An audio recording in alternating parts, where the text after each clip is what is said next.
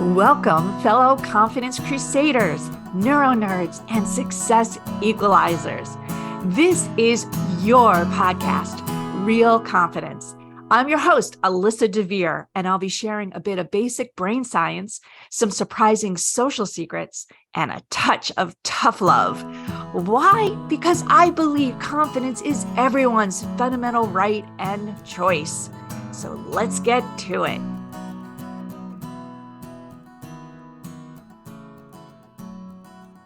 I have known this individual that you're going to learn to love as well for a long time.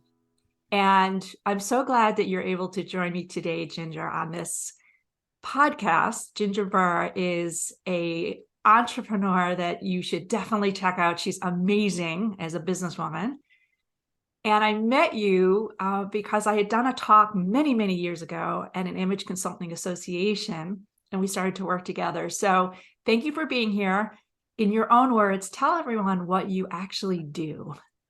Thanks, Alyssa. Yes, I remember very clearly sitting in the front row of that, and I was mesmerized by what all the marketing you were talking about, and just you in general. You have such an amazing way of drawing people in. So yeah, I don't even want to say how long ago that was, but and I've been an image consultant for over 30 years. And basically, I help women to look good and feel good about how they look, and really important, take the stress out of getting dressed, because so many women just stand in front of their closets staring, going, oh, what am I going to wear today? And it's just agonizing. And let's get rid of the agony and make it more fun. Well, you said, first of all, thank you for all that wonderful compliment, giving me confidence. And that's kind of what makes you really special and unique, I think, in a business where there's a lot of people that might say they do image consulting. You're all about giving people, women specifically, confidence. And when we prep for this, we said, there's a lot of things in our closet that actually are taking away our confidence. So what are the top things that you think are kind of the culprits of that? You walk in your closet and all of a sudden your confidence drops. Why? Oh my goodness, there can be many reasons to that. One of the biggest that I'm noting, particularly recently, is that you have too many things in there. And you walk in and you think, what am I going to wear today? And your eye just goes over the sea of clothes, and your brain just can't fathom how to, unless you're somebody who loves, let me go in and play and put outfits together. Most of the women I work with, that's not who they are, or they don't have time to do that. So what happens is you just go, okay, I'll just wear what I wore yesterday. Or, you have this set, like 10, 20% of what you normally, what you have in your closet is what you actually wear. And it weighs on you. And sometimes those aren't even the best choices for you, but they're easy and they're familiar. And we get very sucked into what's easy and familiar, but that's not necessarily feeding our soul and building our confidence and self-esteem. And that's really where we need to go. I love that. So overchoice is what we would call it in the brain science world, right? You're absolutely right. You kind of walk in, you're like, oh, what do I do? What about all those clothes that are just hanging there because you have an emotional attachment, or maybe you think I will lose that 30 pounds someday, right? Like we do that too. We're like clothes hoarders. Yes. Well, here's the thing. We keep those things because we think I might need it down the road.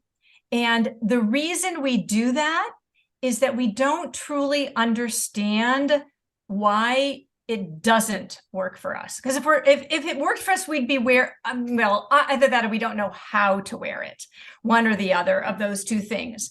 And so what I always help women with is understanding, being able to assess an item of clothing and figure out, does the color look good? Where are you going to wear it? What are you going to wear it with? Because you might get a piece that's awesome, but you put it with 3 different pairs of pants and you're like, oh, none of these look good, but you don't know why or how to fix it. And so it sits in your closet because, well, maybe that perfect pair of pants will come along. And somehow it never does. So being able to assess something to determine whether you should keep it or it's really never going to work and it should go away, that empowers you. And that's what we want to do, is fully empower you to make decisions of what stays and what goes. So I told you about this. My husband kind of teases me ongoing. I'm a self-proclaimed binge and purge shopper. I go and I try something on and I'm like, oh, I love it. And I get home and then I look in my closet and either it doesn't go with anything. I don't have that pair of pants, that magical pair of pants, or for whatever reason, I put it on at home in the different lighting or whatever. I'm like, ugh. So I'm notorious for buying and returning because I get all excited. So I'm a little bit better than I used to be. But one of the things that I remember you were on, this is not my first podcast rodeo, and you've been on other ones, is you showed up on time with a rack of like 5 or 10 items and you created like 80 different outfits. And I really think, to some extent, we should live like we have New York apartments, like little closets, even if we have big walk-ins, and really find a couple pieces. I mean, that changed my life. I mean, I'm sure you've seen that time and time again. Yeah, that's what I do with a lot of my clients these days, because really I find, the majority of my clients are over 40, over 50, and they're looking to downsize. And maybe because their lifestyle has changed, maybe their body has changed, whatever has changed, and they want to downsize. And so the whole concept of a capsule wardrobe, I usually say somewhere between 12 and 15 pieces that you can mix and match to make 20 to 30 outfits, is really what women often want, because it makes getting dressed easy. All the things you can wear them. And not only that, but you can wear them multiple ways. And that's why when you're in a dressing room, it's so easy to be in a store dressing room and you put something on and one of two things can happen. Well, there are other things too, but these two things happen a lot. One is you stare in the mirror and you stand in this perfect pose and you say, oh, okay, yeah, this looks good. Or you're like, yeah, I don't know. And a saleswoman or your best friend or somebody comes along and says, oh my God, that looks great. Fabulous. Get that. And so I've even done that. And you get home and you go, what was I thinking? And you forgot to like sit in it, move in it, try something, else on with it, not just put it on with the shorts that you were wearing in the dressing room, or determine, is it really you or is it your best friend or the saleswoman, who wants everybody to dress like her or just wants to sell things, or not all saleswomen are like that. But, that's why it's so important for us to know how to assess something for ourselves so that we can say, yeah, Jane, this is more you, I can see you wearing this. This is a little too something for me. So yeah, that's why that whole binging and purging thing, and at least you return things. Some women, they sit in their closets and they'll go, oh, maybe I'll figure this out later. And then they end up with this store in their closet of things that they never wear that have tags on them. Yeah, no kidding. No kidding. It's funny. I'm laughing because my sister and I have a habit, and I won't say this brand because it's a really popular brand, but they have a warehouse sale, and we go and it's a communal dressing room. And my sister, worse than I, which I love her for, people will come up and be like, what do you think? And she's like, oh no, no, that color's not good on you. But she'll tell them why. And I think they're so appreciative of somebody actually like looking at them and being like, this is not a good representation. And, so there's days I confess, Ginger, there's like, and you've offered this before, take a picture and send it to you. So I'm like, what do you think? Right. Because I want that honesty. Yeah. It's very hard to see yourself. In fact, I think it works both ways. We don't always see ourselves in a good way either. Something actually does look good on you, but I don't know, it's too tight. It's too this, it's too that. Right. Right. We can be very self-critical, even more than other people judging us. Oh, geez, we're the worst. We're the worst when it comes to, assessing sometimes whether something looks good on our body. So there is a certain amount of acceptance that we have to go through in order to feel better about, what we put on. But it's always worth it. It's always worth it. Well, every blue moon when I get to go to a mall and kind of sometimes I'll do it for therapy, just walk and listen, right? There's a couple of stores that have very, I should say, colorful, playful women's clothes. Again, I don't want to throw any brand under the bus. And I'll stand there and just kind of peruse, but I'm really there listening to the conversations. And every single time there's like a woman with one or two friends. And the comment is this, I could never wear that. Yeah. Right? She loves it, but I could never wear that. I mean, whether she can or cannot is off the table, but I think that you probably hear that a lot too, right? I hear that a lot. I hear that a lot. And I actually, believe it or not, I hear the opposite. I have one client, she's really funny. She's, one of the things I do with my clients is I help really dive in deep to who they are. Nothing to do with their wardrobe, just who are you at your essence at a gut level, because that helps us determine what really will make a heart sing when we get dressed. And I've worked with this one woman for a long, long time, and she has what I call them inner beauty words like intense and quirky. And she said to me one time, I want a classic blazer. And I've known her a long time. So I looked at her, I said, no, you don't. No, you don't. And I said, okay, come here. We were in a store. Try this on. It was good color for her and everything. And she put it on. She said, but it's boring. And I said, it's a classic blazer. This is not what you have to have something quirky about it or something a little intense about it. On someone else, they'll feel amazing in this and it won't be boring. But on you, it's, unless we build other things around it, to add in those quirky parts, it's never going to work on you. And then I have another client who she came to me in a perfectly fine outfit. It was fine. And, but one of her inner beauty words is that she's naturally radiant. I mean, she just glows. Her smile alone. You can see her on my website. Her name is Sharon. And she just glows. And that outfit wasn't making her glow. It fit her nicely. The colors were okay, but it wasn't sparking that energy of who she was. And so that's really a huge part of what we need to be able to nail down, so that another way of being able to assess clothes as to whether or not they belong in your closet. I love that. It just makes me smile because yesterday was at another shoot, all day video shoot with L'Oreal. And the first time, which was a year ago, they had a wardrobe person who wheeled in this rack of beautiful clothes, but nothing looked like anything that would be in my closet. And my reaction was, I probably don't have good enough taste, right? Like I went to that dark place originally, and then I put stuff on. And I was like, it's not me. It wasn't the shape and style. I mean, they had pictures of me and stuff, but they didn't know me, right? This wardrobe person. So this time they said, you know what, bring your own clothes. Because I think they realized that, especially as a confident advocate, you have to feel good in what you're wearing, right? And I'm not a model. I don't have a standard body shape or anything. And when I got there with a suitcase full of clothes, because they said, just bring a variety, they said to me, what are you going to feel most comfortable and confident in? Wow. And I thought, wow, maybe that's how we should look at every piece of clothing we have, right? Yeah, absolutely true. And be willing to venture out and explore new things too. Because sometimes we do, and I'm not saying that you do this at all. I don't think that you do. But a lot of times it's very easy for us to get small and to really see ourselves in only one way. And I encourage people, venture out a little, try a new color, of course, a color that looks great on you, or try something that's a little more fitted, or try a different neckline. You can always say, no, I hate this. And when I used to shop in stores, now I do everything online, but when I used to shop in stores for people, I would say, here, put this on. You have to put this on. You don't have to buy it. You can say it's ugly. I don't care, but put it on. And at least half the time they'd go, whoa, this is good. And other times we'd say, no, it's not working because of X, Y, and Z. So there was always a learning potential there too.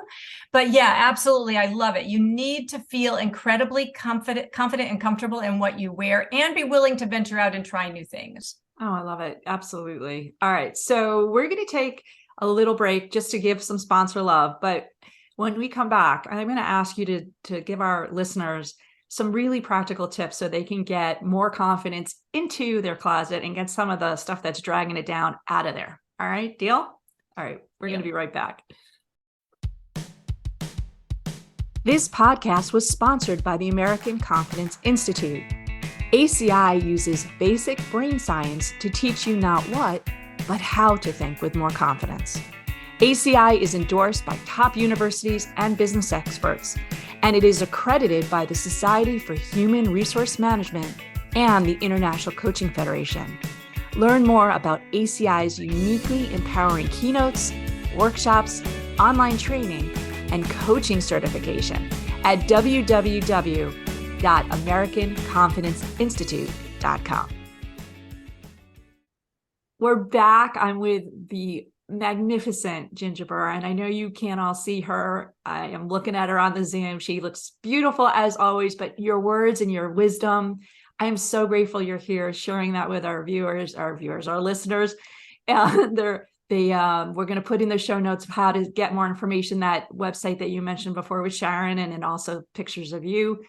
But please share some of your wisdom right now, because you gave me so many nuggets over the years of things people can do to make their closet a confidence boost, not a confidence drain. Yeah. All right. So what I'm going to give you a little exercise. And so I want each of you, I encourage you to go into your closet and pull out 2 things that you absolutely love, that you feel amazing in. And I'm not just talking comfortable, because comfort can be, well, we all know what comfort can be, but comfort can be in there, but you have to have all the other essentials too, that you love it. You just love, you feel like $1,000,000 when you wear these 2 things, and pull out 2 things that you don't feel good in. They're sitting in your closet because you think maybe someday you can wear it, or you spent good money on it. So it just sits there. Pull those things out.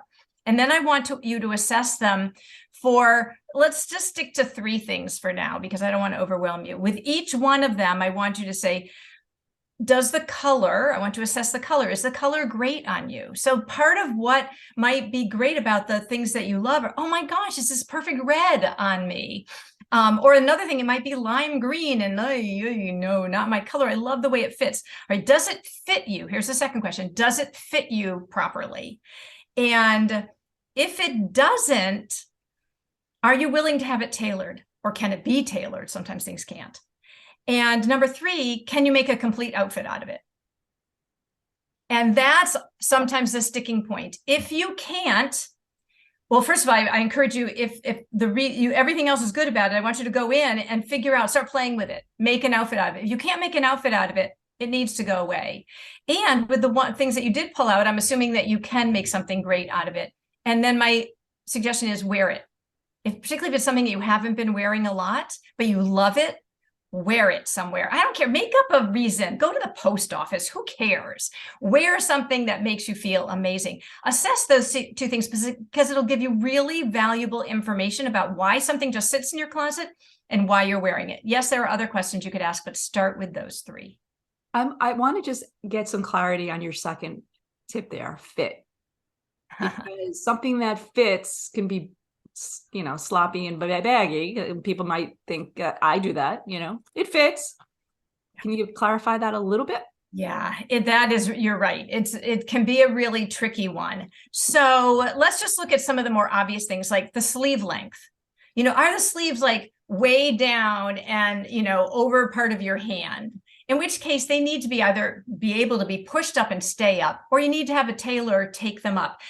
I will tell you right now that even just adjusting your sleeve length can make everything else look like it fits properly. Is it the right length for you? And that can be a bigger conversation, but do you keep pulling on it? Do you I wish this were longer, that kind of thing? Or, does it feel draggy? Does it fit properly in the shoulders? If it has a set in shoulder with a seam here, or is the shoulder hanging off a little bit so that everything looks a little droopy? That's a hard one to tailor. In fact, it's one you really don't want to generally spend money on tailoring.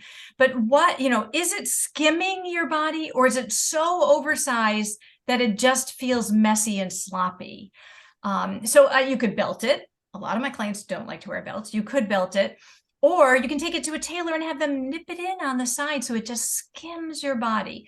So yes, fit can be trickier. When I teach my classes, I actually throw things into Photoshop because I have minimal skills in Photoshop, and I can show them how fit can change. But sleeve length is a biggie. I see so many people walking around with, things that just don't fit them properly in the sleeves, or something that comes like 2 inches above your wrist. They call it bracelet length. No, that is never a good length on anyone for any reason, ever. So if something comes that high up, you either want to pull it up, or I don't know what else you do, because you can't make it longer. Give it away. Give it away. That's all. Give it away. There you go. All right. Thank you for clarifying that, because I think many of us, and the people with these buttons bursting in the front, there's maybe some obvious things when things don't fit, but you just gave some really good hints. I will admit that when I think it was you, in fact, suggested a 3/4 sleeve, I was like, oh, and then you see how it lines with my body shape, and it really does make a huge difference. And so now I'm a big fan of it. So thank you for that too. You're welcome. All right. So as we're wrapping up, best way to find you, website or any other way that you prefer, is what? My website is totalimageconsultants.com. So Total Image Consultants. And you can find me all over social media, mostly at Ginger Burr. Yeah, that's where you find me everywhere. And it's Burr for yes, the Burr. who are listening. Please look up Ginger. She is amazing on so many levels. You are, like I said in the beginning, an inspiring businesswoman. Her social media always knocks me over. I'm like, oh, look at her go. She's awesome. And obviously the substance of which you bring to something like image is just so refreshing. So thank you for giving me confidence over the years. And thank you for giving all our listeners today some of those wonderful, confident tips. Oh, thank you, Alyssa. It is always a pleasure to talk with you and see what you're doing out there in the world. You inspire women and empower them. So thank you. Thank you so much. Before we totally wrap up, I want to let you know that full transcripts and show notes for this and other Real Confidence episodes can be found on www.americanconfidenceinstitute.com/podcast. I also want to remind you once again that the best way to get confidence is to give it to others, and you can do it just by liking and sharing this episode on your preferred podcast and social media channels. You can even give me some confidence by noting topics you'd like me to consider for the future. So for now, this is Alyssa DeVere. Thank you for helping to bring more confidence to the world. Master editing done by Ben Weinstein, with original music performed and composed by Jeff Mitchell. Real Confidence is a production of American Confidence Institute. All rights reserved.